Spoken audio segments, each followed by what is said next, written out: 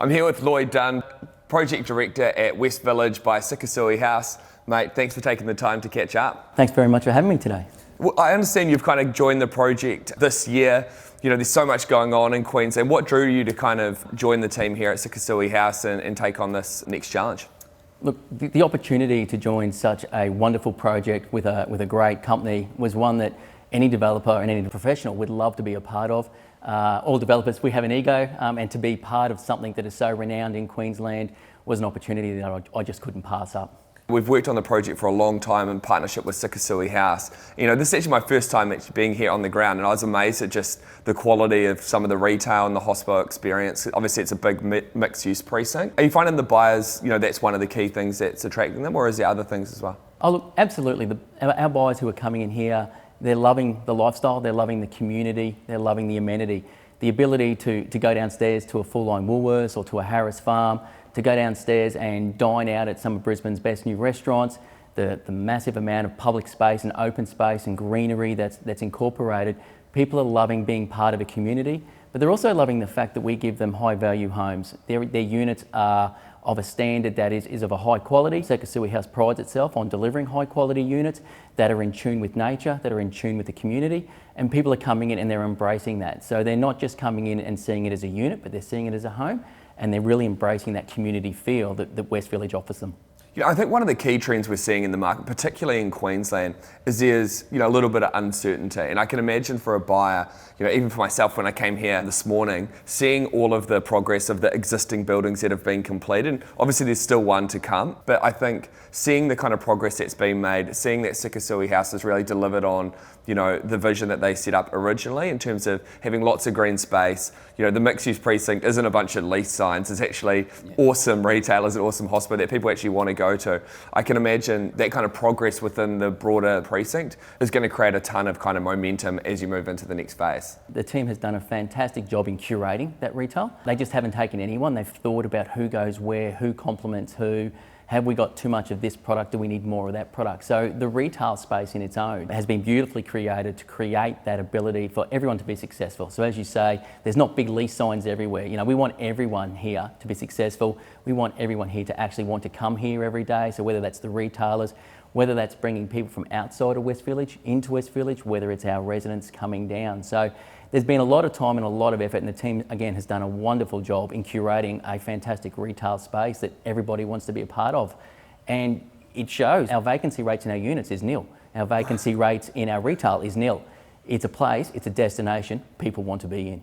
Yeah, I think the thing as well is like our whole idea around some of these video series is to kind of showcase who the people are behind the projects that are working on these things. Because I think like a lot of the time people think about property developers as these people in the shadows kind of sitting around. But the reality is, you know, when you come down to a precinct like this and you see the ice cream factory and the way that the heritage has kind of been incorporated into the architectural design, it's like this is really uplifting spaces that needed that rejuvenation, and it's making the space better and more usable for more people. And I think in order for developers in general to kind of continue to progress and have an increasingly good kind of reputation within the communities that they serve, I think there's been leadership from the Sikasui House crew in terms of really invigorating the precinct and making it, you know, an even better version of what it was before.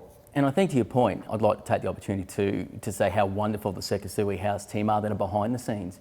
There are a lot of people who put their heart and soul into projects like this. Developers, as you say, we can be in the shadows, we can be seen to be just trying to make a dollar and get out, but the team that's worked on this project, the people that you don't see, the people in the shadows who curate, who spend late nights getting the designs right, whether that's our external architects or our internal team. I've got 15 people sitting up there working very hard who pour their heart and soul into these developments and to this particular development, and they love it. People have been on the project 7, 8, 9 years, not because they're looking for a job, but because they love the precinct, they love what they're delivering, and you see that. When you see that the passion of the people behind the scenes, you see it, what the community can get from that. And so I've been very fortunate to step into a team who are passionate, and it's not one person, it's not me, I'm on the camera, but it's not about me, it's about the 15 people sitting in the office who who love what they do, and you can see the results from that. So we're very fortunate to have a fantastic team supporting us. I can see that, and it's obviously coming through in the design and the space. And so in terms of the people we are serving, the people that are moving into these properties and, you know, living around the precinct, you know, are you finding it's an investor audience? Is it more of an owner-occupier? You know, who have you designed the product for? When we started, it certainly was a more investor focus because people didn't fully understand or believe in the vision, and they had to come on the journey. Now we are predominantly owner-occupier, and that's who Sekisui House Australia targets. We look for the owner-occupier, and what we're finding is that our resales, which are fantastic, are all going to owner-occupiers as well. So people now are buying into the vision, they're buying into the precinct, they're buying into the amenity. But it's not just your downsizer, it's not just your empty nester. There are young people because West End is still a vibrant village. So West Village sits within the West End precinct. People want to be part of that. We're only 500 metres from South Bank and from QPAC, so there's cultural elements there for people to go to. We're only sort of 800 metres to a kilometre from the city centre. We're close to everything. West End sounds like it's a long way, it's not the CBD, but we're actually, as the crow flies, we're very, very close to everything. And so people who want a lifestyle, not just a unit, are coming here, and that can be your young people looking to upgrade, and it can be your empty nesters. So there's a real diverse mix of people wanting to live here, and a lot of them are owner-occupiers, absolutely. And I can see why. I mean, in terms of, you know, as you say, do you have to have the people in the earlier stages of a project? Often what's required is having that kind of vision and having some, you know, faith and belief in the developer and the people behind the project to really deliver on that. But, you know, as you kind of go through the later stage of the project, particularly with a large-scale one like this, there's a lot less kind of vision required because you can kind of go down and have a coffee and see it for yourself. And I think as we get to this stage of development, people can trust the Sekisui House brand. They know that we're going to deliver.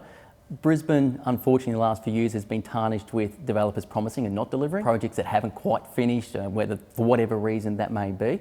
But we've delivered on our promises from day one. What we said we would deliver, we have. We continue to deliver, and we stay behind. We manage the apartments after people have bought. So we're committed. We're not just building, selling and dumping and running. We're here for the long term. Our head office for Queensland is now based here. So right. In the new commercial tower, we're taking space. So we're committed to the precinct as well. So not only did we develop it, but it's our home and we're proud of it, and we want to make sure that it stays something that we can be proud of into the future. So we're heavily invested. Yeah, look, and I know for our audience, you know, these are the types of projects we want to introduce people to. You know, there's kind of a pretty broad spectrum of development in Australia, and I think what you guys are doing here is kind of what we need more of. And so I think as we kind of come to the, you know, housing shortages that we're facing now, hopefully we see Sekisui House doing a few more projects and, you know, bringing more to the community like you've done here. So congratulations, mate, to the whole Sekisui team, and keep up the awesome work. Thank you very much for your time. Cheers, mate. Cheers, mate. Cheers.